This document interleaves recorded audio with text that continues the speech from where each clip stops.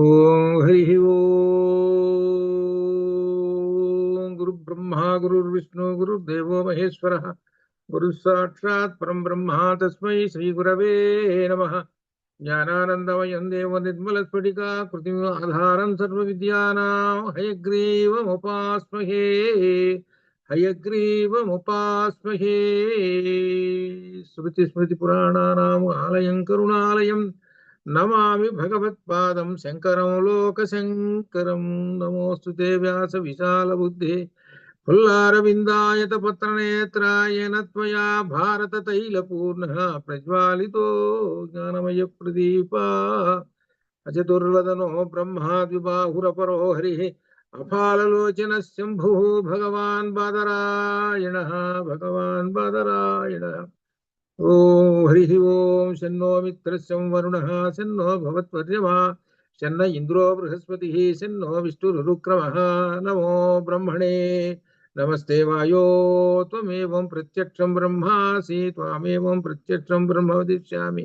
ఋతం వదిష్యామి సత్యం వదిష్యామి తన్మామవతు తద్వక్తారమవతు అవతు మాం అవతు వక్తారం.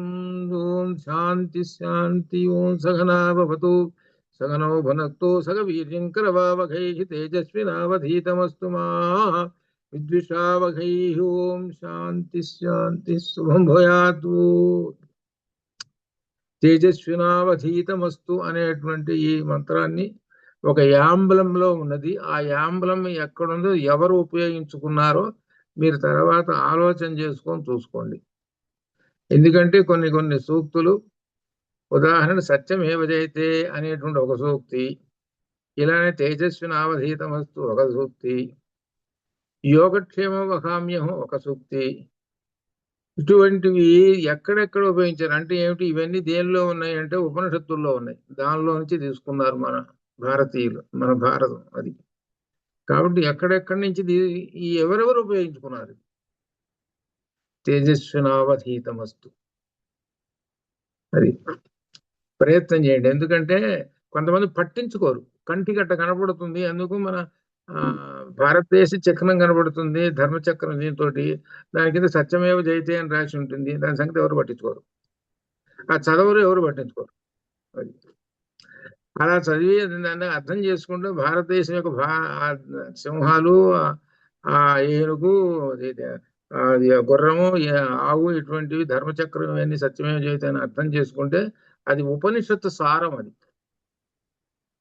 ఉపనిషత్తు సారం మొత్తం ధర్మచక్రం. అది ఎట్లా అనమాట, అది అనమాట. సరే, వాటి దానిలో విశేషం తైతీరు ఉపనిషత్తులు అది ఎల్ఐసి వాడు ఉపయోగించుకుంటున్నాడు. యోగక్షేమం వహామ్యం ఎల్ఐసి వాడు ఉపయోగించుకున్నాడు. చూసుకోండి, ఆ వేదవాక్కు వాడు పెట్టుకున్నారు. కాబట్టి వేదవాక్ అంటే అందరికన్నా పైన ఉన్నటువంటిది వేదం. వేదమే పరమాత్మ, అది అర్థం. పరమాత్మకు నమస్కారం చేయటం, అది అర్థం. అలానే తేజస్వినావధీస్తమస్తు అనేటువంటిది ఒక సినిమా వాళ్ళు ఉన్నారే, వాళ్ళు పెట్టుకున్నారు. పెద్ద ఇది వాళ్ళు గొప్ప గొప్ప సినిమాలు ఉన్నాయి. అట్లా అనమాట. సరే, ప్రయత్నం చేయండి. శుభమయాత్ర. అట్లానే తైతీరు ఉపనిషత్తులు, ఈ తైతీరు ఉపనిషత్తు మనం అధ్యయనం చేస్తున్నాం. దీనిలో బ్రహ్మముని గురించి చెబుతూ ఉన్నారు. ఈ బ్రహ్మముని గురించి స్వరూప లక్షణాలు, తటస్థ లక్షణాలు అనేటువంటివి చెప్పారు. ఒక వస్తువుని గురించి స్వరూప లక్షణము, తటస్థ లక్షణము చెప్పారు. స్వరూప లక్షణం అంటే ఏమిటంటే డైరెక్ట్ గా చెప్పేస్తాం కొన్ని లక్షణాలు, దాని ప్రకారంగా ఒక వస్తువుని కనుక్కుంటాం.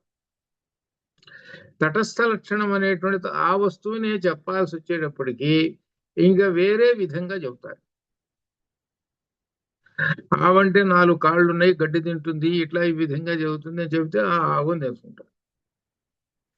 వాడు ఆవు అనేటువంటిది ఫలానా చోట ఉందిరా అని చెప్పడానికి, అంత దూరంలో మర్రి చెట్టు ఉంది, మర్రి చెట్టు కింద ఒక జంతువు ఉంది, అదే విధంగా చెబుతా అంటే అక్కడ ఉన్నదా, అక్కడ ఉందా, పోయి చూసాడు, ఇది ఆవు అని అనుకుంటాడు.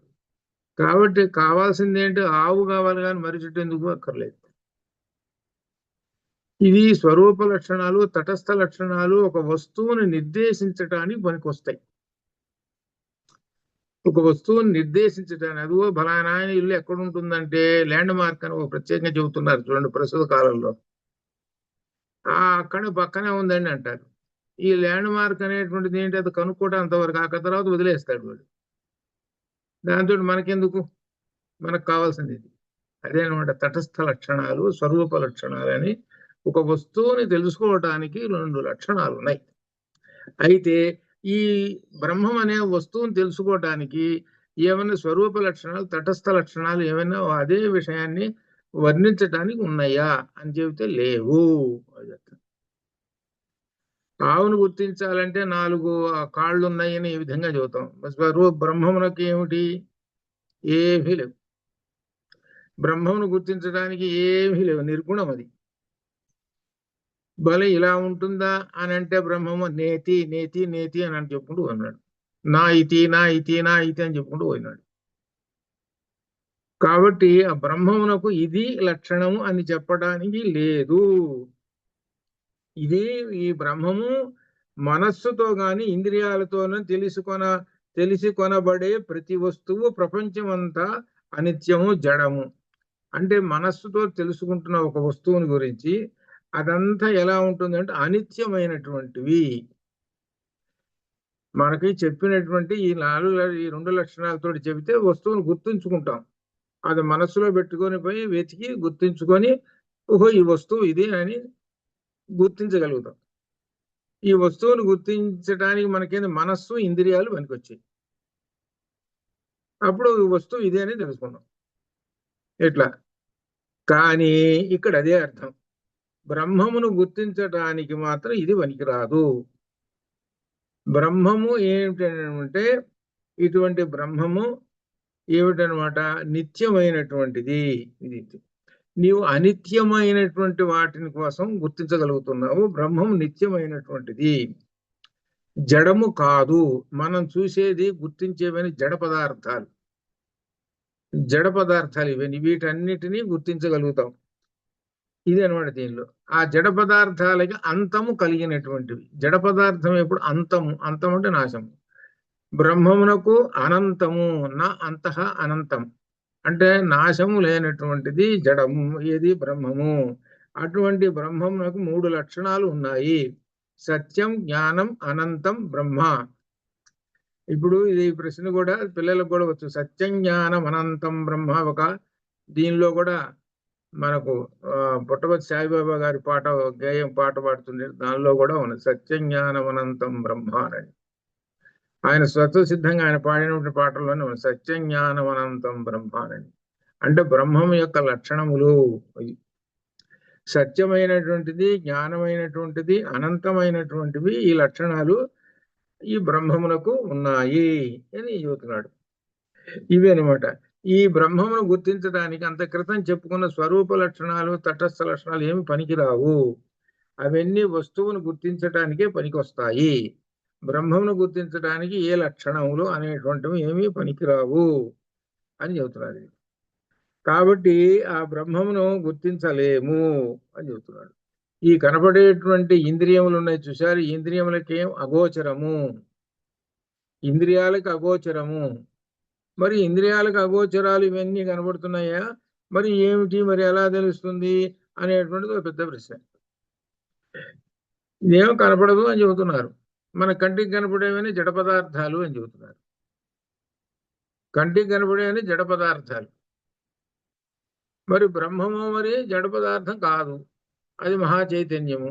మరి ఎట్లుంటుంది వస్తువు, దాని లక్షణాలు చెప్పండి. కాళ్ళు ఉన్నాయా, చేతులు ఉన్నాయా అని అంటే నా పాదహ, నా పాణిహి, నా చక్షు, నా శ్రోత్రహ, ఇవన్నీ మనకి ఏవైతే ఉన్నాయో అవన్నీ బ్రహ్మానికి లేవు అన్నాడు. కాబట్టి ఎట్లా గుర్తించడము అనేటువంటిది వస్తుందన్నమాట. కాబట్టి ఎలా గుర్తించడం అనేటువంటి దానిలో జ్ఞానం అనేటువంటి దానితోటి గుర్తించాలి. ఈ లక్షణాలు 3 లక్షణాలు చెప్పారు. ఆ 3 లక్షణాలు అర్థం చేసుకొని గుర్తించుకో అని చెబుతున్నాడు, గుర్తుపట్టుకో అని చెప్పారు. ఏమిటి 3 లక్షణాలు? సత్యం, జ్ఞానం, అనంతం బ్రహ్మ. ఇది బ్రహ్మం యొక్క లక్షణములు. ఇది అర్థం. ఇందులో సత్యమును గురించి చెబుతున్నారు అనమాట. సత్యం అనేటువంటిది ఏమంటే ఎల్లప్పుడూ 3 కాలాలకి. 3 కాలాలంటే ఏమిటి? భూత భవిష్యత్ వర్తమాన 3 కాలాలు. ఈ 3 కాలముల యందు కూడా ఎల్లప్పుడూ కూడా నాశం కాకుండా శాశ్వతంగా ఉండేటువంటిది ఇది సత్యము. ఇది అర్థం. ఇప్పుడు గడిచిపోయింది కాలము. ఆ గడిచిపోయినప్పుడు కాలంలో ఉన్నది ఇప్పుడు ఎప్పుడో గడిచిపోయినాయండి మనకు కొన్ని. ఓ 3000 సంవత్సరాలు గడిచిపోయింది. అప్పుడు ఏమున్నదో ఏమిటో వస్తువు మనకేం కనపడుతున్నది, ఎవరు ఉన్నారో ఏమిటో తెలుస్తుంది, మనకేం తెలుస్తుంది, తెలియదు, ఏమి తెలియదు. గడిచిపోయినటువంటి గడిచిపోయినట్టే, ఇంకంతే. గడిచిపోయినాయి అంటే అన్ని నాశనం అయిపోయినాయి, ఇంకంతే తెలియదు. భూతకాలం ఉంది, రాబోయేది ఏం వస్తుందో ఎట్లా ఉంటుందో మనకేం తెలుస్తుంది, తెలియదు. వర్తమాన కాలం చూద్దామంటే అప్పటికప్పుడు ఆ ఒక్కరోజు తెలుస్తుంది, అది కూడా తెలియదు. ఇవన్నీ ఏమిటంటే వీటన్నిటికన్నా కూడా ఇక్కడ విశేషము అతిరిక్తమై ఎల్లప్పుడూ సత్యముగా ఉండేటువంటిది ఇది సత్యము. ఇది అర్థం ఉంటుంది. ఏ వస్తువు సర్వకాలాల్లోనూ అదే స్వరూపం కలదిగా ఉంటుందో అది సత్యము. అది ఏ వస్తువైనా సరే, ఒక వస్తువు అన్ని కాలములలో ఏమాత్రము నాశము కాకుండా తొలగకుండా ఉంటుందో అదే సత్యము. అదే సత్యమైనటువంటిది. ఆ సత్యమైనటువంటిది ఏమిటి అని చూస్తే వేదము. ఎప్పుడో ఉంది వేదం అండి, అప్పుడు జరిగిపోయింది వేదం, అప్పుడు ఉంది. రాబోతున్న కాలం వేదం. ఇప్పుడు మనం ఉపనిషత్తు చెప్పుకుంటున్నాం, కొంతకాలం మళ్ళీ ఉపనిషత్తు చెప్పుకుంటే వాళ్ళు ఉంటారు. మళ్ళీ ఎప్పుడు అని అర్థం ఏమిటది? నాశం అనేటువంటిది లేదు. చూడండి, దీనిలో ఆ దగ్గర నుంచి హా దాకా, ఆ దగ్గర నుంచి హా దాకా ఎన్ని అక్షరాలు? 50 అక్షరాలు అన్నట్టు. నేను అహం అన్నట్టు. అహం అంటే అర్థం ఏమిటి? నేను అని అర్థం. అది అని అంటేను నేను అనేటిది వీడికి అర్థం కాలేదు. నేను అహం అన్నాడు. సరే, వ్యాకరణం తెలుసుకున్నటువంటి వాడు వాడు చెప్పాడు, అవునయ్యా నీలో 50 అక్షరాలు ఉన్నాయి అన్నట్టు. అమ్మయ్య, నువ్వు అర్థం చేసుకున్నారు అన్నాడు. మీకు వ్యాకరణం చదువుకునేటువంటి వాళ్ళకి ఇత్సంజ్ఞ అని వస్తుంది, ఇత్సంజ్ఞ అని వస్తుంది. ఆ ఇత్సంజ్ఞలో ఏం చేస్తారంటే మొత్తం అక్షరాలని పెట్టి మొదటి అక్షరం చివరి అక్షరాన్ని కలిపేస్తారు. అన్న అన్న అంటారు. అన్న అంటే అర్థం ఆ దగ్గర నుంచి చివరిన్న అక్షరాలు మొత్తం కూడా వస్తాయి. ఐవున్ అరులు కేవం గయ్యవుసులంజమగణనంజవహిగడద్ కపచడద చెడతవు కపై సరసరహల, ఈ విధంగా మొత్తం చెప్పుకుంటూ పోతే మొత్తం 14 సూత్రాల్లో అన్ని కలిపితే చివరికి 14 సూత్రాలని చివరికి ఒక్క అనగా ఈ అక్షరాలన్నింటి అన్నతోటి చెప్పేసాడు. అట అహం అన్నారు. అహం అనంటే అర్థం ఆ దగ్గర నుంచి హా దాకా అక్షరాలన్నీ కూడా నేనేను. ఎవరు? ఆ వేదం, ఆ పరబ్రహ్మము. అంతేగాని వేదంలో ఉండేది ఏంటి? ఆ దగ్గర నుంచి హా అక్షరాలతోటి ఉన్నటువంటి వాక్కులేగా ఉండేది. ఈ వాక్కులన్నీ పుట్టాలంటే 50 అక్షరాలు ఉంటే పుడతాయి. ఈ 50 అక్షరాలతోటి మొత్తం ఈ పదాలు ఇవన్నీ అన్నీ పుడుతుంటాయి మనకి. అది పంచాశత్ పీఠ రూపిణి. దీనిలో లలితలో ఒక్కొక్క అక్షరము ఒక్కొక్క మహాశక్తివంతమైనటువంటి ఒక్కొక్క అక్షరం. నాక్షర అక్షర. ఆ అక్షరంలో ఉన్న శక్తి ఎవరంటే అమ్మవారు. ఆ అమ్మవారన్నా అయ్యవారన్నా ఒకటే. అందువలన 50 అక్షరాలలో ఉన్నటువంటిది ఎవరు? అయ్యవారు, లేక అమ్మవారు, లేదా పరబ్రహ్మము. అది అర్థం అన్నమాట. ఆ పరబ్రహ్మాన్ని మనం ఉచ్చరిస్తూ ఉన్నాం. మన భావాన్ని వ్యక్తపరచడానికి పరబ్రహ్మాన్ని ఉపయోగించుకుంటున్నాం. మనకు మనసులో ఉన్న ఒక భావం బయటికి రావాలి. ఆ బయటికి రావడానికి ఏం చేస్తాం? కొన్ని అక్షరాలు అన్ని కలిపితే ఒక పదం అవుతుంది, ఆ పదాలతోటి కలిపితే ఒక వాక్యం అవుతుంది, దీనితోటి బయటికి వచ్చేస్తుంటుంది. కాబట్టి నిత్యము మనం ఎవరిని సేవిస్తున్నామో? పరబ్రహ్మాన్ని సేవిస్తున్నాం. మరి నిత్యము మాటలు మాట్లాడితేనేగా పొద్దున్న లేచిన దగ్గర నుంచి సాయంకాలం దాకా నీకు సాగుతున్నది. వాక్కు లేకుండా జరుగుతున్నదా? ఈ సమస్తము అంతా కూడా వాక్కు లేకుండా జరుగుతున్నదా. పొద్దున్న లేచి సాయంకాలం దాకా చూడండి, ప్రతి వస్తువు, ప్రతి మనం తినటానికి అన్నం దగ్గర నుంచి, మంచినీటి దగ్గర నుంచి, వీటన్ని దగ్గర నుంచి ఈ పదాలన్నీ ఏమిటి ఇది. కాబట్టి వాక్కు లేనిదే వీడు లేడు, వాక్కు లేనటువంటిది లేడు. వాక్కే బ్రహ్మము, వాగేవ బ్రహ్మ, వాక్కే బ్రహ్మం. కాబట్టి అటువంటి వాక్కుని అనగా బ్రహ్మముని ఎలా ఉపయోగించాలి, ఉపాసించాలి, ఎలా ఉపయోగించాలి అనేటువంటి దాన్ని అర్థం చేసుకోవటమే ఉపనిషత్తు. కాబట్టి మన ముఖ కమలం నుంచి వచ్చేటువంటి వాక్కులు అన్ని కూడా ఎలా ఉండాలంటే సువాసనతోటి ఉండాలి. సువాసన అంటే మంచి వాసన, అంటే జ్ఞాన వాసన అని అర్థం. మనం ఒక మాట మాట్లాడుతున్నాము అని అంటే దానితోటి ఏమవుతుందనంటే ఎదుటి వాడి యొక్క అజ్ఞానం అనే చీకటి తొలగిపోయి జ్ఞానం కలగాలి, అట్లుండాలి.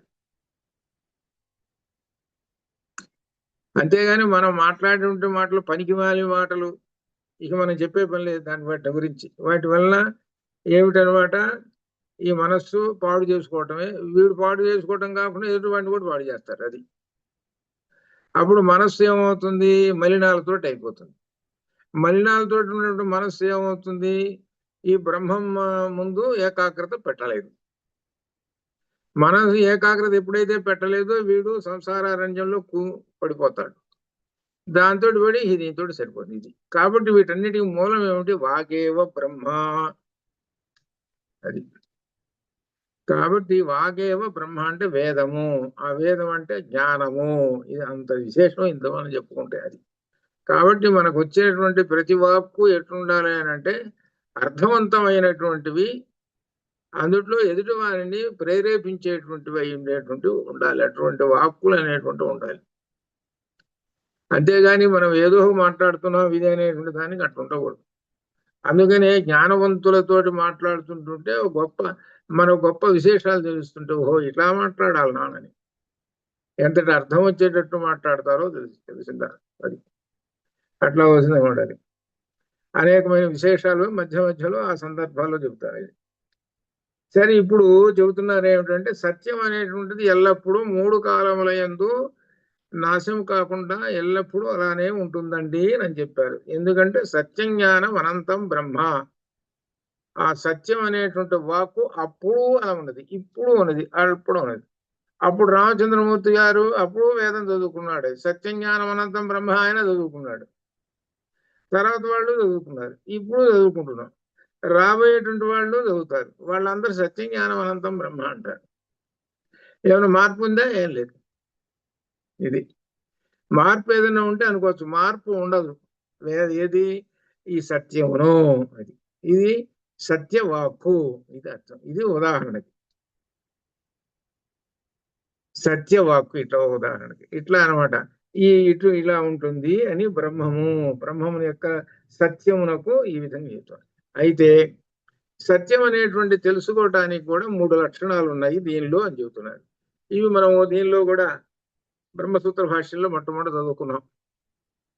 సత్యం అనేటువంటిది నీకు ఎలా తెలుస్తుంది అనేటువంటిది. దీనిలో మొట్టమొదటి ప్రాతిభాషిక సత్యం. ప్రాతిభాషిక సత్యం బ్రహ్మసూత్ర భాష్యాల్లో ఉన్నది. ప్రాతిభాషిక సత్యం అని అంటే ఉదాహరణకి ముత్యపు చెప్పు ఉన్నది. ముత్యపు చెప్పులో ఉన్నటువంటి తెల్లగా ఉండేదాన్ని చూసి వెండి అని అనుకున్నాడు. ముందు వెండి అని అనుకున్నాడు. వెండి అని అనుకొని ఆ తర్వాత సత్యం తెలుసుకున్నాడు. తెలుసుకున్నప్పుడు మొట్టమొదటి వెండి అన్నాడంటే అర్థం ఏమిటిది, భ్రాంతిలో పడ్డాడు వాడు. నిజంగా కాదు కదా, సత్యం కాదు కదా, అది భ్రాంతిలో పడ్డాడు. ఈ భ్రాంతి తొలగిపోయింది. తొలగిపోయేటప్పటికి సత్యం ఏంటో తెలిసింది వాడికి. అనగా అర్థం ఏమిటి, భ్రాంతి, మాయ. ఈ మాయ తొలగితేనే సత్యం బయటపడుతుంది, అది అర్థం. అది నీవు మాయలో ఉన్నంత కాలం, అజ్ఞానంలో ఉన్నంత కాలం సత్యం కనపడదు. వాడు ముత్యపు చిప్పలన్నీ ఏరుకొచ్చాడు, తెల్లగా ఉంది. వాడు ఏమనుకుంటున్నాడు అని అంటే ఓహో వెండి వీటిల్లో దొరుకుతుంది కావాలా, ఈ వెండి వస్తువులని తయారు చేస్తున్నారు, అనుకొని ముత్యపు చెప్పులు ఒక డజన్ వేసుకొని వచ్చాడు. నాకు దొరికినాయి ఒబ్బో వెండి ఉందండి అనుకుంటూ వచ్చాడు. ఆ వెండి వాడి దగ్గరకు వచ్చాడు. చూసావా నేను వెండి కొట్టుకొచ్చానా అన్నాడు. ఏది తీసుకుంటే ఓయ్ కాదోయ్, ఇది ముత్యపు చెప్పులు, దీనిలో కూడా తెల్లగా ఇట్టనే ఉంటాయి, తెల్లగా ఉంటుంది, దానిలో వెండి కాదు, అసలు వెండి ఇదిగో. అసలు సత్యం చూపించాడు. సత్యం చూపించి ఇది వెండి, ఇది ఎక్కడి నుంచి వస్తుంది, భూమిలో నుంచి వస్తుంది, దాని గురించి అంతా చెప్పాడు. ఇవి కాదు అని కొన్ని ఉదాహరణతో చెప్పాడు. అప్పుడు ఏమైంది, భ్రాంతి తొలగింది, ఇది అర్థం. మాయ తొలగింది అది అర్థం. మాయ తొలగినప్పుడు ఈ ముత్యపు చెప్పులు పనికిరాని తీసి అవతల వారేశాడు. మాయ తొలగినప్పుడు సత్యం తెలిసిపోయింది. తెలిసినప్పుడు ఆ సత్యాన్ని పట్టుకున్నాడు. సత్యాన్ని పట్టుకున్నాడు. మృత్తికేత్యేవ సత్యం, మనకు వాచారంభణం క్రియమాణం మృత్తికేత్యేవ సత్యం. మట్టే నిజమండి. ఏమిటి మట్టి ఎక్కడి నుంచి వచ్చింది? మట్టికి పైన మట్టి అంటే భూమి, భూమి పైన నీళ్లు, అట్లా వరుసగా పోయి చివరికి ఎక్కడ పోయినావు, పరమాత్మ దగ్గర పోయినావు. కాబట్టి మట్టి పట్టుకున్నామంటే ఎవరంటే పరమాత్మ, ఇది అర్థం. ఇది మూలము. అలా సత్యం తెలుసుకోమని చెబుతున్నాడు. అది ఈ సత్యం తెలుసుకోవడం అనేటువంటి దాన్ని ప్రాతిభాషిక సత్యం అంటారు. ప్రాతిభాషిక సత్యం. అట్లనే ఎండమావల్లో నీళ్లు ఉన్నాయి అని అనుకుంటాం, మృగతృష్ణ. ఇవన్నీ ప్రాతిభాషిక సత్యములు. అంటే వాటిల్లో ఏమిటి, భ్రాంతి ఉంది, భ్రాంతి తొలగిపోదు. ఉదాహరణ చెప్పాడు. అట్లనే భ్రాంతి అనేటువంటి తొలగిపోవాలి. ఆ భ్రాంతి మాయ అనేది తొలగిపోవాలి. ఆ తొలగిపోతే సత్యం బయటపడుతుంది. ఇది అర్థం అన్నమాట. పైకి అలా కనపడుతూ ఉన్నది, కానీ అదంతా ఏంటి, నిన్ను మోహింపజేస్తూ ఉన్నది. నిన్ను మోహింపజేస్తూ ఉన్నది. మోహింపజేస్తూ ఉన్నది కదా, సత్యం ఏంటో తెలీదు. ఈ మోహంలో పడ్డవాడు సత్యం తెలియదు. శివుడు అంతటి వాడట మోహిని చూసి వెంటబడ్డాట. శివుడు ఏంటి, ఇంద్రియ నిగ్రహము చాలా గొప్పవాడని పేరు కదా. చూశాడు, చూడంగానే ఇంత అందమైనటువంటి రూపం ఇది అనేటువంటి భావంతో తన ఇంద్రియ నిగ్రహ శక్తి కలిగినటువంటి వాడైనప్పటికీ ఆ మోహిని వెంటబడ్డాడు. అంటే అక్కడ అర్థం ఏమిటి, భ్రాంతిలో పడిపోయినాడు. అంటే శివుడు అంతటి వాడే భ్రాంతిలో పడ్డాడండి. అక్కడ మోహం అనేటువంటి ఎంత తీసుకొచ్చింది, మోహం అంటే భ్రాంతి మాయ, ఇది అర్థం. ఈ భ్రాంతి మాయ అనేటువంటిది గ్రహించలేకపోయినాడు. అక్కడ దానిలో అదే అర్థం అనమాట. గ్రహించలేకపోయినాడు. ఎందుకు గ్రహించలేకపోయినావు అంటే నీ ఇంద్రియములు అనేటువంటివి ఏమిటి, మోహానికి వశమైపోతుంటాయి, అది అర్థం. ఇంద్రియాలు మోహానికి వశమైపోతుంటాయి. మోహానికి వశమైపోయి ఆ ఇంద్రియములు వెంట పరిగెత్తుతుంటాయి. అదే కదా మహర్షులు తపస్సు చేస్తుంటే ఇంద్రియ నిగ్రహం కోల్పోయి మోహం వెంట పరిగెత్తుంటారు. అదే విశ్వామిత్రుడు తర్వాత తెలుసుకుంటారు. అదేగా మనం నిన్న చెప్పుకున్నాం సౌభరి కథలు. ఆయన నీళ్లలో తపస్సు చేస్తున్నాడు, మోహ చూశాడు, ఒక చేపలను చూసి మోహపడ్డాడు. ఇంత తపశ్శక్తి సంపన్నుడైనప్పటికీ కూడా ఏం చేశాడు, చేపలను చూసి మోహం పడ్డాడు. అంతేగాని ఆయన మోహం పడకుండా ఇది ఇదేమిటి విశేషం అని అంటే పరమాత్మ యొక్క విశేషం సృష్టి, ఇది ఈ విధంగా రకరకమైన భావాలతో ఉండిపోయి ఉంటే ఏమి ఉండేది కాదు. కానీ ఏం చేశాడు, మోహంలో పడిపోయినాడు, అజ్ఞానంలో పడిపోయాడు. పోయి చివరికి ఎంత పరిస్థితి ఎంతవరకు తెచ్చుకున్నాడు, తనకు ఉన్నటువంటి తపశ్శక్తి మొత్తాన్ని కూడా పూర్తి చేసుకున్నాడు. పోయిందంటే ధనాన్ని మొత్తం దుర్వినియోగం చేసుకున్నాడు. మోహంలో పడితే ధనాన్ని దుర్వినియోగం చేసుకుంటారు, ఇది అర్థం. అది కాబట్టి మొత్తం తపోధనం మొత్తం దుర్వినియోగం చేసుకున్నాడు. తర్వాత తెలుసుకున్నాడు, తర్వాత విషయం. ఇదంతా ఏమిటి, భ్రాంతి. కాబట్టి భ్రాంతి తొలగిపోవాలి. శివుడికి ఎప్పుడైతే ఆ మోహిని చూసి వెంటబడి చివరికి దగ్గరికి వచ్చిన తర్వాత ఆ మోహిని తన యొక్క అసలు రూపం చూపించేటప్పుడు, విష్ణువు చూపించేటప్పటికి వెంటనే అర్రే నేను ఇంతటి వాడిని, ఏమిటి ఇంత పొరపాటు పడ్డానే అని అనుకున్నాడు. అప్పుడు సత్యం బయటపడ్డది. సత్యం ఎవరో, మోహిని ఎవరు, బ్రహ్మము. అది అర్థం. అది ఆ బ్రహ్మాన్ని గుర్తుపట్టలేకపోతున్నారా మీరు? మోహం అనేది అడ్డం వచ్చింది మీకు. మోహం అనేటువంటి ఒక తెర అడ్డం వచ్చేసింది, నల్లటి తెర వచ్చేటప్పటికి బ్రహ్మాన్ని గుర్తుపెట్టలేకపోతున్నారు. కాబట్టి మోహం అనేటువంటిది కనుక పోతే బ్రహ్మాన్ని గుర్తుపట్టచ్చు. ఈ మోహం అనేటువంటి భ్రాంతి అనమాట అని చెబుతుంది. దీనిలో వ్యావహారిక సత్యం ఇంతవరకు ప్రాతిభాషిక. వ్యావహారిక సత్యంలో కూడా ఏమిటంటే జాగ్రత్త అవస్థలో కొన్ని చూస్తాం మనం.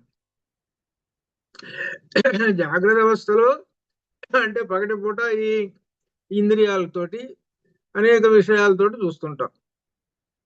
జాగ్రత్త అవస్థలో చూస్తున్నప్పుడు ఎప్పుడో ఒక రోజున కళ వస్తుంది. ఆ కళలో అదో వాళ్ళతోటి మాట్లాడాము, ఇది ఇలా జరిగింది, అలా జరిగింది, రకరకమైనటువంటి విషయాలతోటి కళ వస్తుంటుంది.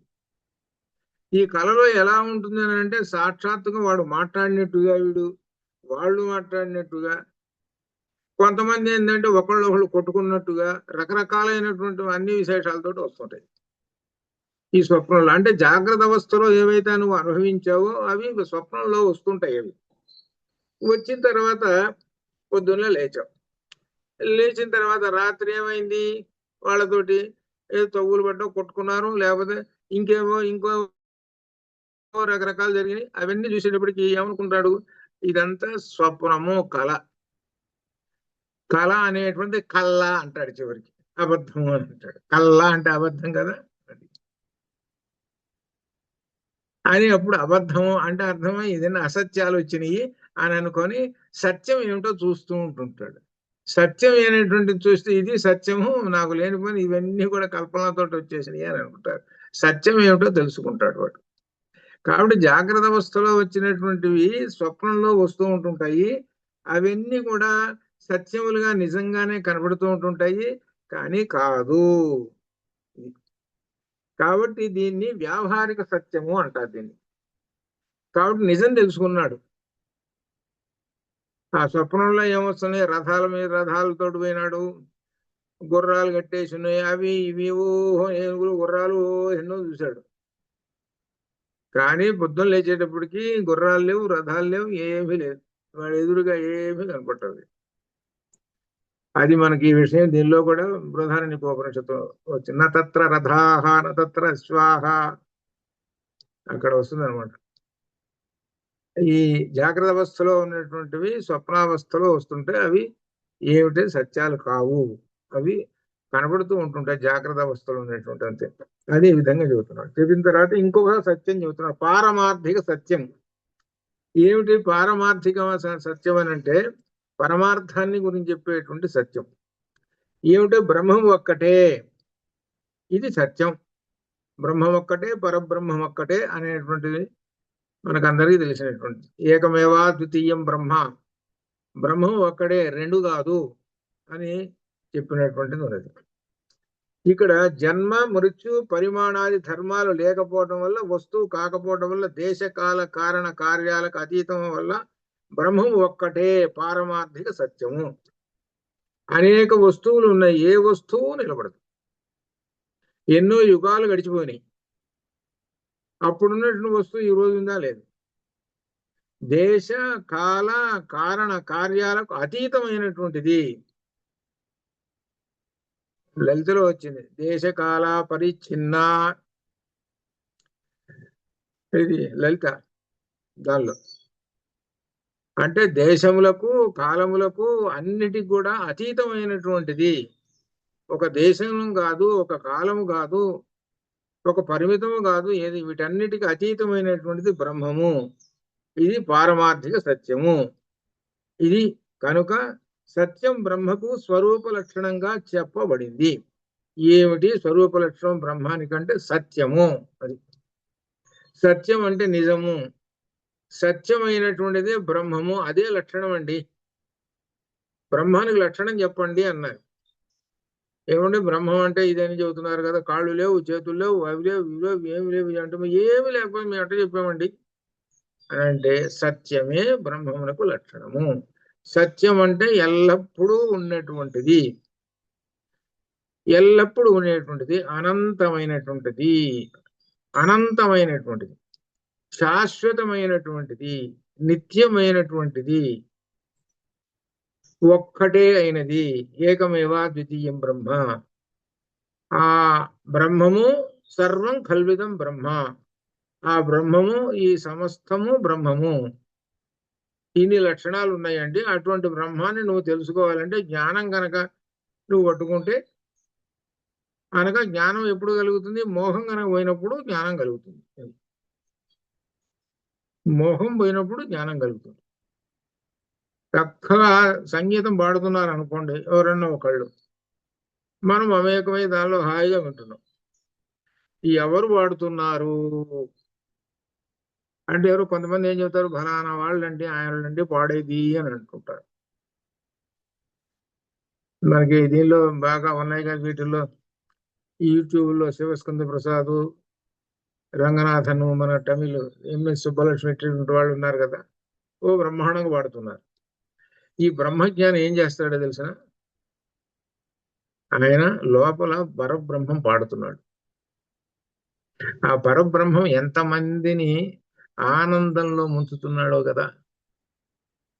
మరి లోపల నుంచి వస్తున్నది అనంటే ఆ పరబ్రహ్మము ఇంతమందిని కూర్చోబెట్టాడు అనంటే ఆ పరబ్రహ్మం యొక్క శక్తి, అది అర్థం. అది ఆ ఆనందంలో మునిగిపోతుంటారు. ఇది ఆ సంగీతం వింటుంటే. ఇది చూడండి ఎంత గొప్ప విశేషం. అప్పుడు ఏమనిపిస్తుంది అనమాట, మిగిలినటువంటి వాళ్ళందరికీ కూడా బనానా రాగం పాడుతున్నారు, ఇదిగో తపలా బాగుంది, వీణ బాగుంది, అన్ని ఈ విధంగా చేసుకుంటూ ఈమె సరిగ్గా పాడుతున్నది బాగున్నది అని అనుకునే వాళ్ళు కొంతమంది, ఇది శాస్త్రజ్ఞానం వచ్చినటువంటి వాళ్ళు. ఇట్లా అనమాట కొంతమంది. ఇట్లా అసలు వీళ్ళందరికన్నా దాటిపోయినటువంటి బ్రహ్మజ్ఞానం ఏం చేస్తాడనంటే బ్రహ్మాన్ని దర్శిస్తుంటాడు. అది అర్థం. ఇది తేడా. అంటే ఆ టాప్ లో ఉన్నటువంటి ఆ బ్రహ్మజ్ఞాని బ్రహ్మమును దర్శనం చేసుకుంటూ ఉంటుంటాడు. ఆ బ్రహ్మము యొక్క గొప్ప శక్తి, ఇది అర్థం. కానీ ఇంతటి ఆలోచన శక్తి అంతటి ఇది అనేది ఉండదు. వీళ్ళు ఎంతసేపటికి ఏంటి కిందనే ఆలోచిస్తుంటారు. అది ఒకటి. అట్లనే అన్ని ఒకటే కాదు, అన్ని. ఒకళ్ళు నేర్పుతోటి ఒక వస్తువు తయారు చేశారండి. మట్టితో ఒక వస్తువు తయారు చేశాడు వాడు, ఆ కులాలుడు. ఒక నేర్పుగా ఉంది, ఒక వస్తువు చూడముచ్చటగా ఉంది. అప్పుడు ఏమనిపిస్తుంది అని అంటే ఇది బ్రహ్మం యొక్క గొప్ప విశేషం కదా అని అనిపిస్తుంది. అట్లా అన్ని కూడా చూసుకోండి గొప్ప విశేషంగా ఉంటాయి. అందువలన బ్రహ్మజ్ఞానం ఏం చేస్తాడనంటే బ్రహ్మాన్ని అన్ని చోట్ల ఇలా దర్శనం చేసుకుంటాడు. అది అసలు తెలుసుకోవాల్సింది. ఒక గ్రంథం ఉందనుకో, ఆ గ్రంథం చూస్తే ఎన్ని అక్షరాలు ఉన్నాయి. అందుకనే రామాయణము 24,000 శ్లోకాలు. ఇది ఎట్లా వచ్చింది, దాంట్లో శతకోటి ప్రవిస్తరం అనేటువంటిది ఎట్లా వచ్చింది, దానిలో అభిప్రాయంలో రాసింది మన రామాయణ పుస్తకం. అది ఉన్నటువంటి వాళ్ళు చూడండి, దానిలో తెలుస్తుంది. ఏకైకం అక్షరం ప్రోక్తం మహాపాతక నాశనం. ఇది అదే ఏమిటంటే అది బ్రహ్మాన్ని దర్శించుకోవటము అని అర్థం. కాబట్టి బ్రహ్మంను దర్శించుకోవటం అని అంటే మాయ అనేటువంటిది, భ్రాంతి అనేటువంటిది తొలగిపోయినప్పుడే కనబడుతుంది. అదే సత్యము, ఆ సత్యమే బ్రహ్మము. అదే చివరికి సత్యమే బ్రహ్మము, అది అర్థం. అని చెబుతూ జ్ఞానము, సత్యం జ్ఞానం అనంతం బ్రహ్మ. సత్యం గురించి చెప్పారు. 3 లక్షణాలు దీనిలో ఉన్నాయి. వ్యావహారిక సత్యం అని, పారమార్థికము, ప్రాతిభాషిక సత్యము. ఈ విధంగా ఉంది. సత్యాలు తెలుసుకోవాలంటే మోహం తొలగిపోతే సత్యం తెలుస్తుంది అని తెలుస్తుంది. ఇకపోతే జ్ఞానమును గురించి చెబుతున్నాడు. ఈ లక్షణం బ్రహ్మమునకు జ్ఞానం ఏమిటంటే ఏ వస్తువు యొక్క అస్తిత్వానికి ప్రమాణం అది తెలియబడటమే. ఒక వస్తువు యొక్క ఏమిటంటే ఒక వస్తువు దాని అస్తిత్వాన్ని ప్రమాణం అది తెలియబడటమే. ఒక వస్తువు ఉంది, దాని యొక్క ప్రమాణం ఎలా దాన్ని గ్రహించుకోవటం, అస్తిత్వం ఉంటేనే. అస్తిత్వం అని అంటే దాని అర్థం ఆ వస్తువు కనబడుతూ ఉన్నది. కనబడుతూ ఉన్నది కాబట్టి దాని ప్రమాణం ఏమిటో తెలుసుకుంటేనే, నేను ఉన్నానని తెలియబడటం వల్లనే నా అస్తిత్వం రుజుమవుతుంది. నేను ఇక్కడ ఉన్నాను నేననేటువంటి వాడు ఉన్నాడు. ఈ విధంగా ప్రపంచంలో ప్రతి వస్తువు ద్రష్టచే చూడబడుతున్నది. ఇప్పుడు ఈ మనిషి ఉన్నాడు, ఈ జగత్తు అంతా చూస్తున్నాడు. జగత్తంతా ఉందండి, మనిషి లేడండి. జగత్తంతా ఉంది, మనిషి లేడు. మీరు పురుష సూక్తం ఒకసారి చదవండి, తెలుస్తుంది. పురుష సూక్తంలో మనిషి అది ముందు పుట్టింది, మనిషి చివరికి పుట్టాడు. మొదట సృష్టించింది అంతా పురుష సూక్తంలో బ్రహ్మం సృష్టించింది ఏంటంటే మొత్తం అంతా జగత్తు మొత్తం సృష్టించేసేసాడు. సృష్టించేసేసి చివరికి ఈ మనిషిని సృష్టించాడు. ఈ మనిషిని సృష్టించి అప్పుడు ఏం చెబుతున్నాడు, నువ్వు చూడరా ఈ జగత్తుని అన్నాడు. ఈ జగత్తును చూడరా అన్నాడు. చూసి ఓ ఇది జగత్తు అనేటువంటి ఇవన్నీ తెలుసుకున్నాడు. మనిషిని సృష్టించలేదు అనుకోండి, అనుకుందాం, మనిషిని సృష్టించలేదు, ఈ జగత్తు ఎందుకు దండగా? వస్త్రాలు నేసేవాడు ఉంటాడు, వస్త్రాలు ఇన్ని నేసాడంటే వాడు ఒక్కడు కూడా కొనలేదు అనుకుందాం, ఏం చేసుకుంటాడు వాడు? ఇట్లా చూసుకుంటే ఈ వస్తువులన్నీ కూడా, ఈ చరాచర జగత్తంతా ఉన్నదేనంటే ఎవడు కోసము అనంటే చివరి ఎవడో ఉన్నాడు, ఒకడు వాడిని సృష్టించాడు, వాడి కోసం సృష్టించాడు. వాడి కోసం సృష్టించి ఏమన్నాడంటే తెలిసిన, జగత్తంతా సృష్టించాడా బ్రహ్మం? సృష్టించి మనిషిని సృష్టించాడా? మనిషిని సృష్టించి ఏమన్నాడనంటే, ఒరే ఈ జగత్తంతా చూడరా, చూసి అర్థం చేసుకొని బాగా శుభ్రంగా అనుభవించుకోరా అన్నాడు. ఈ జగత్ ఎవరిదో తెలుసు, నాదిరో, ఈ పొరపాటున నువ్వు నాదని జేబులో వేసుకోవాలి. ఇప్పుడు మనం ఏమొస్తుందంటే ఇది కనపడదు అనుకోండి, కనపడగానే నాదని జేబులో వేసుకుంటాం. ఈ వస్తువు నాది అనేటువంటిది మనకి కనపడుతున్నది కాబట్టి అది నువ్వు పొరపాటునైనా సరే జేబులో వేసుకోవాలి. నాది, నా వస్తువు నువ్వు వేసుకుంటే ఎట్లా, నేను ఒప్పుకుంటానా ఏంటి? నాదే అంటే బ్రహ్మము ఏమంటున్నాడు, నా వస్తువు నీకు ఎట్లా ఇస్తున్నానంటే, నీకు ఉపరోజన సుకృతం వల్ల నువ్వు మనిషిగా పుట్టావు కాబట్టి నా సంపదలన్నింటినీ ఉపయోగించుకొని హాయిగా అనుభవించు. నాదని అనుకోవాలి. నాది అనుకొని కైవసం చేసుకున్నావా మళ్ళీ ఇబ్బంది పడతావు, ఇష్టం ముందే చెప్పేశాడు. నేను చెప్పినట్టు చెయ్యి. అలా చేశావంటే నీవు మళ్ళీ ఇంకో ఉత్తమ జన్మలోకి వస్తావు, లేకపోతే మైనస్లో పోతావు. అది ఏ మంత్రము? అది అర్థం. ఏ మంత్రంలో చెప్పాడు ఇది చూడండి. బయటికి చెప్పడానికి, ప్రజలకి అర్థమయ్యేటట్టు చెప్పడానికి ఏంటంటే, ఈ జగత్తంతా కూడా ముందు సృష్టించాడు బ్రహ్మము. సృష్టించిన తర్వాత మనిషిని సృష్టించి నువ్వు అనుభవించరా అని చెప్పాడు. నాదని అనుకోవాకురా అన్నాడు. భూమిని అనుకో, భూమి నాది అనిన భూమి పక్కున నవ్వును, దానహీను చూచి ధనము నవ్వు. ధనం సంపదలు వాడికి లక్షలు కోట్లు ఉన్నాయి, నాది అనుకుంటాడు. ఒరే నువ్వు భ్రాంతి పడి పొరపాటు పడుతున్నారు, నీది కాదురా. భూమి నాకు 100 ఎకరం భూమి ఉంది, నాది అనుకుంటా, నీది కాదురా. నాది ఈ భూమి అన్న వాళ్ళందరూ ఎంతో మంది అన్నారు, వాళ్ళందరూ కాలంలో గెలిచిపోయినారు. నాది అనంటే ఇది ఎవర్రా? ఇదంతా పరబ్రహ్మందిరా. ఇది నాదంటావేమిటి? నాదంటే నువ్వు ఏమనుకుంటున్నావు, మళ్ళీ కర్మబంధాల్లో పడుతుంటావు. నువ్వు ఉపయోగించుకో అని చెప్పాడు. అది త్యాగ బుద్ధితో ఉపయోగించుకో. అలా త్యాగబుద్ధితో నీకు కలిగితే, నువ్వు ఉపయోగించుకుంటే నీకు బ్రహ్మజ్ఞానం కలుగుతుంది. అది అర్థం. అది నీకు బ్రహ్మజ్ఞానం కలగాలంటే త్యాగబుద్ధితో అనుభవించుము, అది అర్థం. నాది కాదు ఇది. ఇల్లు కొనుక్కున్నాడయ్యా, ఇంత దేంతో? అంతకుముందు ఎవడో కట్టించాడు, వాడు అమ్ముకున్నాడు, వీడు కొనుక్కున్నాడు. వీడు 4 ఏళ్ళు 10 ఏళ్ళు ఉన్నాడు. ఇవన్నాడు నాది అన్నాడు. నాది అని మళ్ళీ అమ్ముకొని పోయినాడు వీడు. మరి నాది ఒకటి అమ్ముకుంటున్నావు, ఉండకపోయినా ఉంటాను నువ్వు కాదు, ఇంకో చోట ఇంకా బెస్ట్ అని. మరి ఇదే పని వీడి పని, ఇదే ఇంక. అట్లనే వీడు శరీరాల్లో ఈ శరీరం నాది అని మళ్ళీ ఇంకో ఇదే పని వీడికి, రెండో పని ఏం లేదు. ఇల్లు మారడమే వీడి పని. ఈ ఇల్లు బాగలేదు, ఈ ఇల్లు కురుస్తున్నది, అద్దె పెరిగింది, ఇంకో ఇల్లు ఇదే పని. అట్టనే జీవుడు అదే అనమాట. అది కాబట్టి మోహము భ్రాంతి అనేది తెలుసుకోరా దీనిలో. అందుకనే మొట్టమొదటి మంత్రం కొంతమంది ఏమంటారంటే ఉపనిషత్తులు ఉన్నాయండి, ఉపనిషత్తులు అన్నిటిలోకెల్లా మొట్టమొదటి ఉపనిషత్తు పేరు చెప్పండి అండి. కొంతమంది ఏం చెబుతారంటే ఈశోపనిషత్తు చెబుతారు. ఈశోపనిషత్తు.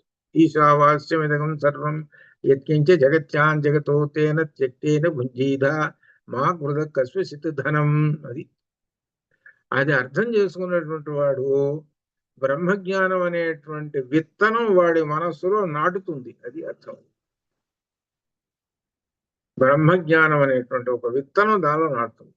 ఇదంతా ఎవరిది? మంది కానే కాదు. ఈ శరీరం ఎవరిది? నాది నా కాదా? నీది కూడా కాదురా. నీ శరీరం నాది అంటున్నావుగా, మరి అంటే ఎప్పుడు ఉండట్టయితే అంటే అర్థం ఏంటి? చావు లేకుండా ఉండాలి. ఉండట్టయితే చూద్దాం. నాది అన్నావుగా, ఉండు. నాది అన్నావు శరీరం, ఆ ఉండట్లయితే ఇప్పుడు మేమేం కాదంటాం లేదు, ఉండు. 80, 90, 100, 120 డామ్ మహా ఎంతకాలం బతికాడు అక్కడ చూపిస్తున్నారు. 115, 115 అంటే బలానా అక్కడ ఉండదు. అయినా వాడు పోవాల్సిందే కదా. నాది నాది అని అంటే మరి నీది ఎక్కడుందిరా అసలు? నీ శరీరమే నీది కానప్పుడు ఈ శరీరమే నీది కాదురా నీవు. అది అర్థం చేసుకో. ఇది ఈ విధంగా భ్రాంతి అనేటువంటిది తొలగిపోవాలి అని అర్థం చేస్తున్నాను. ఆ భ్రాంతి అనేది తొలగిపోవాలి. అది ఎప్పుడు ఆ తొలగిపోతే జ్ఞానము. కాబట్టి ఇక్కడ అస్తిత్వము అనేటువంటి దానికి నేను చెబుతున్నాడు. అస్తిత్వం అనేటువంటిది వస్తువుకు లేదండి, బ్రహ్మమునకు అస్తిత్వం ఉన్నది అని అర్థం అనమాట. కాబట్టి ఈ మానవుడు ఆ బ్రహ్మాన్ని దర్శనం చేసుకోవాలి అని అర్థం. దృగ్దృశ్యము, దృగ్దృశ్య వివేకము. దృక్కు దృశ్య వివేకము. దృక్కు అంటే కన్ను, దృశ్యం అంటే చూసేటువంటి వస్తువు. అది మాట. ఈ వివేకం పెట్టుకోవాలి. ఈ జ్ఞానం అనేటువంటి మన కళ్ళు ఉన్నాయి అని అంటే జ్ఞానాన్ని ఇస్తూ ఉంటుంటాయి. ఆ జ్ఞానంతో అంతటి ఈ జగత్తును చూసి ఈ జగత్తు ఎవరు ఏమిటి అనేటువంటి తెలుసుకోండి. వివేకము అనేటువంటి దానికోసం కళ్ళు పెట్టాడు. ఈ కళ్ళు పెట్టి చూసి అంత అర్థం చేసుకొని అందుకనే దర్శనం చేసుకొని ఆ వస్తువులో ఉండేటువంటి పరబ్రహ్మాన్ని దర్శనం చేసుకో అని చెబుతున్నాడు. కుండని చూశాడు బాగా. కుమ్మరివాడు తయారు చేసిన కుండనంతా తయారు చేసిన కుండ చక్కగా ఉంది, బాగా ఉంది. ఈ బ్రహ్మజ్ఞానం ఏం చేస్తాడంటే ఎంత దూరం వెళ్ళిపోతాడంటే ఈ బ్రహ్మం యొక్క నేర్పు ఎంత గొప్పదో కదా అని తెలుసుకుంటాడు. కొండ ఎట్ట తయారైంది, దీనికి మూలం ఏమిటి, అది ఏమిటి, ఇది ఏమిటి, ఇదంతా ఎంత దూరం వెళ్ళిపోతాడు? చివరి బ్రహ్మం దగ్గరికి వెళ్ళిపోతాడు. ఈ వస్తువుకి మూలం ఎవరు? బ్రహ్మము. కార్యము కారణము, కార్యము ఈ వస్తువు, కారణము బ్రహ్మం, కార్యము ఆయనేను, కారణము ఆయనేను. కార్యకారణములు రెండును ఆ బ్రహ్మమే. ఇది అర్థం అని గ్రహించుతాడనమాట. ఈ బ్రహ్మజ్ఞాని యొక్క లక్షణం అది అని చెబితే ఇంకా చెబుతున్నాడు. బ్రహ్మము అనంతం కనుక దాన్ని చూసేది ఎవరు? బ్రహ్మము ఉండవచ్చు, బ్రహ్మం అనంతం కదండి, చూసేది ఎవరండి? అది బ్రహ్మము అనంతం. ఆయన వీళ్ళిద్దరు పోటీ పడ్డారట. ఇద్దరు ఎవరు? బ్రహ్మదేవుడు విష్ణువు పోటీ పడ్డారట. పోటీ పడి నీ మొదలు చివర చూస్తామా అని అన్నట్ట. అంటే మహాశివరాత్రి కథ గుర్తుకొచ్చింది కదా, వివరం చెప్పటం లేదు ఇంకా. మహాశివరాత్రి కథ. వీళ్ళేంటి, వీళ్ళ లక్షణాలు ఏమిటి? అబద్ధం ఆడారు. ఈ బ్రహ్మదేవుడు అబద్ధం ఆడాడు, దానికో సాక్ష్యాలు పట్టుకొచ్చాడు. ఇట్లా ఈ విధంగా కథ. దానిలో ఉన్నటువంటి రహస్యమైనటువంటి విశేషాలు ఉన్నాయి దానిలో. చివరికి ఏమైనా అర్థం తెలుసుకున్నారు అని అంటే బ్రహ్మమునకు ఆది అనంతములు లేవు. ఆది అనంతము లేవు. ఆది ఉంది అంటే అంతము ఉన్నది అని అర్థము. అది అర్థం. ఆది అంటే మొదలు, ఉన్నది అని అంటే అంతము ఉన్నది అని అర్థం. అనగా జన్మ ఉన్నది అని అంటే మరణము ఉన్నది. అని అర్థం. జాతస్య హి ధ్రువో మృత్యు ధ్రువం జన్మ మృతస్య చ తస్మాదపరిహార్యార్థేన త్వం శోచితుమర్హసి. కాబట్టి జన్మ ఉన్నది అని అంటే మరణం తప్పదు అని అర్థం. కాబట్టి బ్రహ్మమునకు ఆది మధ్య అనంత రహితుడు, ఆది మధ్యాంత రహితుడు ఆ బ్రహ్మము. ఇలా అటువంటి ఆ బ్రహ్మము సర్వత్రా నిండి ఉన్నాడు. సర్వత్ర భూహు భువః సువః, భూహు భువః సువః, మూడు లోకముల యందు నిండి ఉన్నాడు బ్రహ్మము. మూడు లోకములు. అలానే ఈ మూడు అనే దానికి అర్థము ఓంకారం. ఓంకారాన్ని విభజిస్తే ఆవుమ. ఇది ఈ ఆవుమాలు కలిపితే ఓంకారం అయింది. ఆవుమాలు కలిపితే ఓంకారం అయింది. ఈ ఓంకారం ఏమిటంటే మూడు అక్షరాలు. ఈ మూడు అక్షరాలకే ప్రతీక మూడు వేదములు. త్రయీ వేద్య. ఇందులో లలితలో వేదాలు మూడు వేదాలు. నాలుగో వేదం తర్వాత చెప్పుకున్నారనుకోండి. వేదాలు మూడే. ఓంకారము మూడు అక్షరాలు, వేదాలు మూడు. అలానే ఓంకారంలో ఉన్నటువంటి మూడు అక్షరాలకి మూడు పాదములు గాయత్రి, త్రిపాద గాయత్రి. అది త్రిపాద గాయత్రి మనం చేస్తున్నామే, అది త్రిపాద గాయత్రి.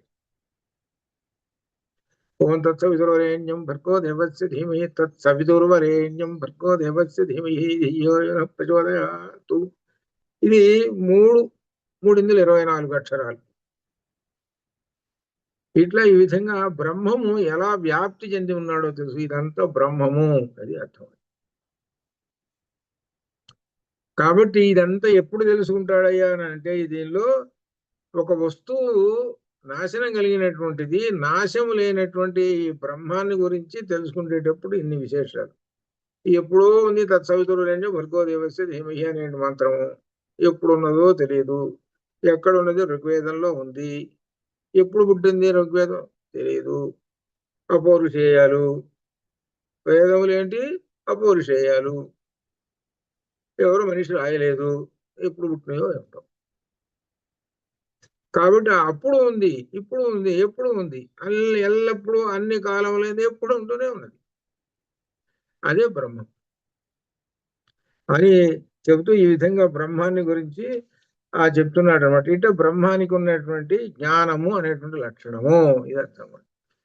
కాబట్టి బ్రహ్మమును తెలుసుకోవాలంటే ఇదిగో ఈ జ్ఞానము అనేటువంటి ఈ లక్షణంతో దీనిలో చెబుతున్నాడు. ఇక్కడ జ్ఞానం అంటే కేవలం జ్ఞానం, చిత్తు, చైతన్యం గ్రహించాలి.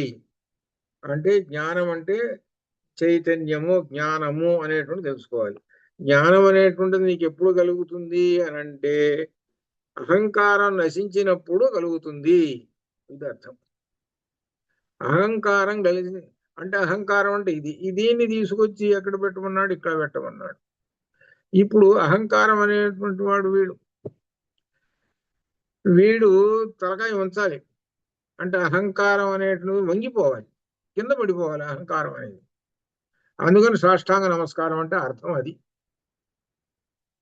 సాష్టాంగ నమస్కారం అంటే అది. దాన్నే దండ ప్రణామంబు అని అంటారు. ఇంకో మాట, దండం అంటే కర్ర. కర్ర ఎట్టయితే భూమి మీద వేస్తే శుభ్రంగా పూర్తిగా ఆనుకొని పోతుందో, అట్లా ఈ విధంగా భూమికి మొత్తం 8 అంగములు ఆనుకునేటట్టు నువ్వు భూమి మీద ఆనుకోరా అని చెప్పారు. అది దాని సాష్టాంగ దండ ప్రణామం. అష్టాంగ అనగా నీలో ఉన్న అహంకారం మొత్తం పడిపోవాలి, అది అర్థం.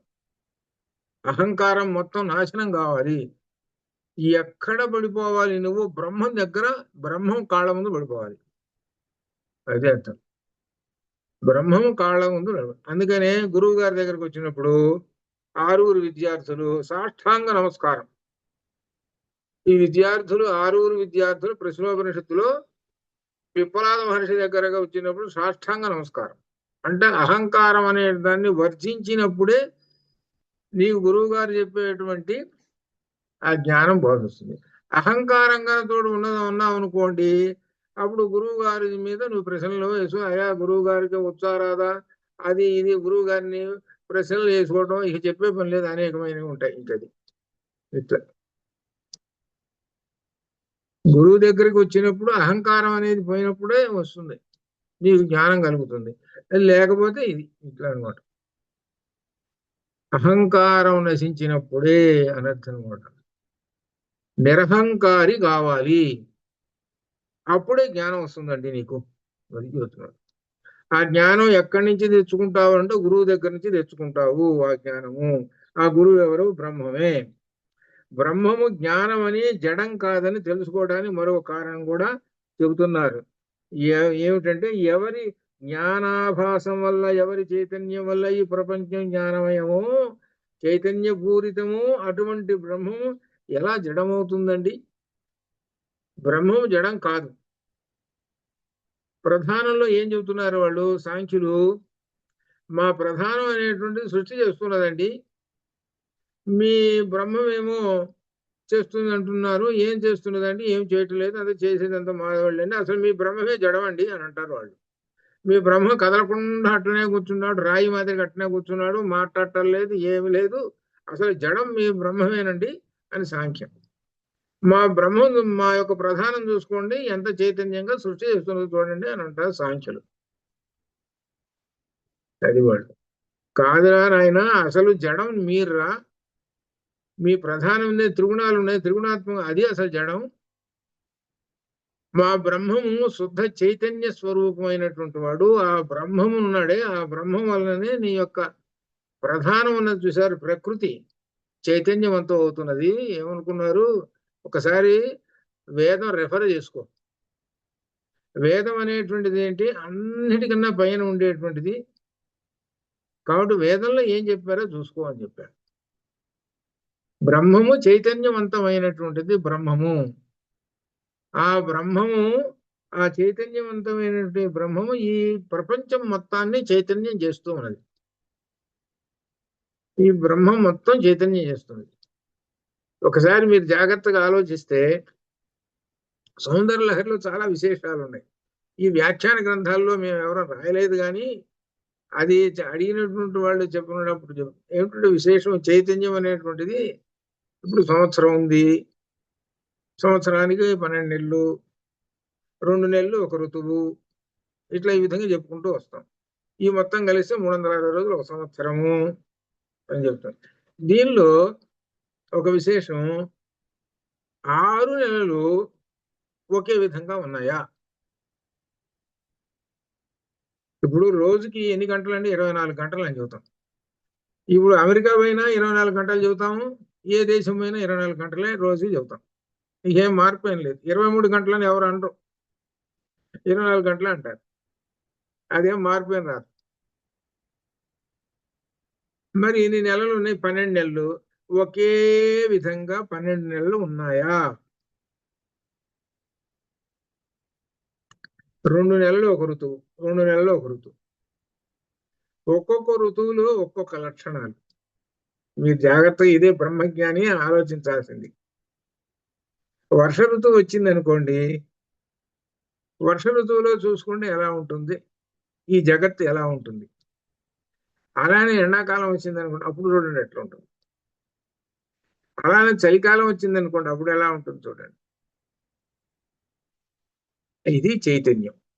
ఎందుకు ఈ విధంగా పెట్టాడు అని అంటే, ఈ జీవుడికి, ఈ మనిషికి, సమస్తమైన ఈ జగత్తుకి, చరాచర జగత్తు నిలబడటానికి, పోషింపబడటానికి ఇన్ని పెట్టాడు ఈ చైతన్యంలో. ఎల్లప్పుడూ ఎండలు పెట్టాడే అనుకో అసలు ఏముంటుంది? ఒక్కడు కూడా ఉండదు. ఎల్లప్పుడూ వర్షాలు పెట్టాడే అనుకో ఇంకేముంటుంది? ఏముండదు. ఎల్లప్పుడూ చలి పెట్టాడు అనుకో ఏముంటుంది? ఏముండదు. ఎలా మార్చి చేసి చైతన్యవంతం చేసి ఈ జగత్తుని చైతన్యవంతం చేయడానికి ఎలా మార్పులు చేసుకుంటూ వచ్చాడు అని అంటే ఎవరు? బ్రహ్మము. 2 నెలలు కాగానే ఒక ఋతువు మారిపోయింది, మళ్ళీ ఇంకో ఋతువు. కాదండి ఈ ఋతువు ఇట్లనే ఉండాలండి, ఓ బ్రహ్మమా అట్లనే ఉంచుంటే అదేం కుదరదు. దేనికి దానికే చైతన్యం అట్లా అంతే. చూడండి మరి, పోయిన సంవత్సరం వర్షాకాలం, మళ్ళీ వర్షాకాలం, మళ్ళీ వర్షాకాలం, మళ్ళీ వర్షాకాలం. ఎండాకాలం వచ్చిన మామిడి పండ్లు వచ్చినాయండి. అరటి పండ్లు ఎల్లప్పుడూ ఉంటాయండి. చూడండి ఎంత చైతన్యం పెట్టాడు, ఎల్లప్పుడూ ఉండేది అరటి పండు. కొన్ని కొన్ని ఋతువులుగా వస్తుంటే చూడండి కొన్ని ఫలాలు. ఏమిటి విశేషం ఇది? బ్రహ్మం యొక్క విశేషమైనటువంటి లక్షణాలు ఇదనమాట. ఇది ఆ చైతన్యం అనేటువంటిది, ఆ బ్రహ్మంలో ఉండే చైతన్యం, ఇదంతా బ్రహ్మం యొక్క విశేషణాలు. అవి అర్థం చేసుకున్నటువంటి వాడికి బ్రహ్మాన్ని దర్శనం చేసుకుంటుంటాడు. అది ఈ కాలము, ఈ ఇది రథం, దీనిలో సౌందర్యలహరిలో వస్తుందన్నమాట. 6 ఋతువులు, 6 ఋతువులు కలిస్తే సంవత్సరం అవుతుంది. ఆ ఋతువుల నుంచి ఈ ఋతు చక్రం అనేటువంటిది తిరుగుతూ ఉన్నది. ఇది ఎవరి యొక్క దీని అంటే అమ్మవారి యొక్క విశేషమైన దానిలో సౌందర్యలహరిలో వచ్చినటువంటి ఒక శ్లోకంలో ఉంది. దానిలో కాల పరిమాణము అనగా అమ్మవారి యొక్క చైతన్యమే ఈ 360 రోజులు. అది అమ్మవారన్నా అయ్యవారన్నా ఒకళ్ళే.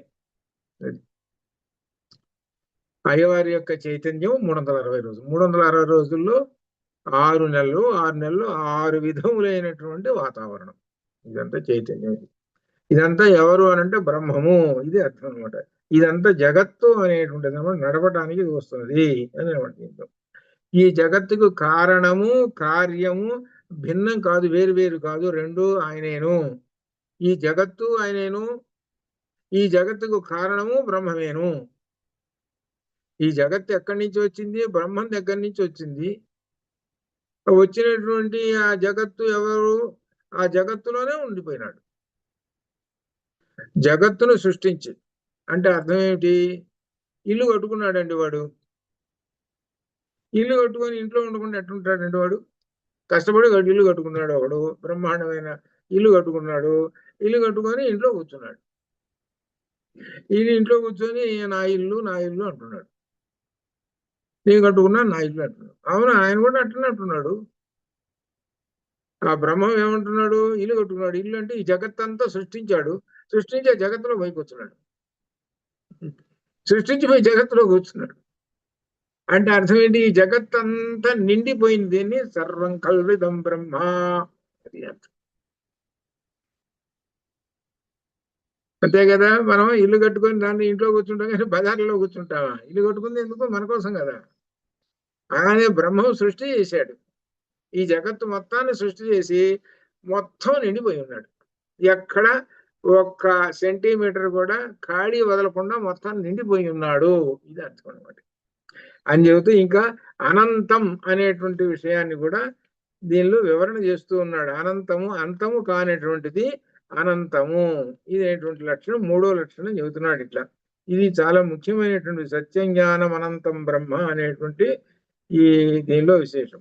దీనిలో సురేశ్వరాచార్యులు వారు రాసినటువంటి వ్యాఖ్యానం కూడా వస్తుంది అనమాట. సురేశ్వరాచార్యులు వారు అంటే మొట్టమొదటి శృంగేరికి మొట్టమొదటి పీఠాధిపతి సురేశ్వరాచార్యులు. ఆయన మండన మిశ్రుడు ఆయన అనమాట. మనకి ఇందులో వస్తుంది అని చెబుతూ, దీని గురించి చెబుతూ చివరికి మనకి ఎప్పుడు చెప్పుకునేటువంటి విశేషమైనటువంటిది ఈ మంత్రం చెప్పాడు. ఏంటంటే ఇంతవరకు బ్రహ్మాన్ని గురించి చెప్పి తస్మాద్వా ఏ తస్మాదాత్మన ఆకాశ సంభూత ఆకాశాద్ వాయు వాయోరగ్ని అగ్నిరాప అభ్యా పృథివీ పృథివ్యా ఓషధయ ఓషధీభ్యో అన్నం అన్నాత్ పురుష స వా ఏష పురుష అన్నరసమయ తస్య ఇదమేవ శరః అయం దక్షిణపక్ష అయం ఉత్తరపక్ష అయం ఆత్మా ఇదం పుచ్చం ప్రతిష్ఠ తదపి ఏష శ్లోకో భవతి. ఇది రేపు వివరణ ఇస్తాను. ఇక్కడ దీనిలో పక్షిగా చెప్తున్నాడు ఏమిటి అనేటువంటిది ఆత్మని గురించి మనకు వస్తున్నది. పంచభూతాలు దీని గురించి ఇంకా 2 క్లాసులు పడుతుంది అనమాట. చాలా ముఖ్యమైనటువంటిది బ్రహ్మాన్ని గురించి చెప్పేటువంటి అత్యంత విశేషమైనటువంటిది ఇది అనమాట. దీనిలో మనం ఇంతవరకు తెలుసుకున్నది బ్రహ్మవిత్ ఆప్నోతి పరం. బ్రహ్మవిత్ అంటే బ్రహ్మజ్ఞాని పరము మోక్షమును పొందుతాడు అని చెప్పి సత్యం జ్ఞానం అనంతం బ్రహ్మ అనేటువంటి విషయం చెప్పాడు. బ్రహ్మం యొక్క లక్షణములు. ఆ బ్రహ్మం నుంచే పంచభూతాలు పుట్టినాయి. ఆ పంచభూతాల నుంచే ఈ మనిషి వచ్చాడు. ఈ మనిషిలోని ఆత్మ అనే పక్షి కూర్చొని ఉన్నది. ఆ పక్షిని గురించి ఏమిటో రేపు మనం తెలుసుకుందాము. అంతవరకు శుభం భయాత్వం. పూర్ణమద పూర్ణమిదం పూర్ణాత్ పూర్ణముదచ్యతే పూర్ణస్య పూర్ణమాదాయ పూర్ణమేవావశిష్యతే. సద్భోమా సత్యమయ తమసోమా జ్యోతిర్గమయ మృత్యోర్మా అమృతంగ. ఓం శాంతి. శుభం భయాత్. అది